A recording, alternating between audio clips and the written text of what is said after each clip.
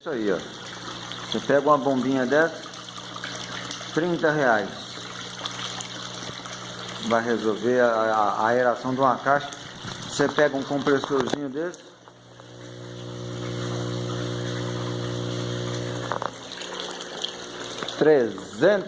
quase 400, 300 e poucos contos.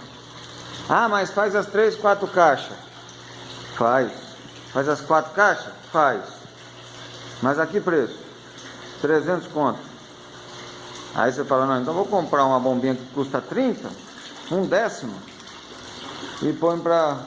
Ah, mas e a energia a custo longo, a longo prazo?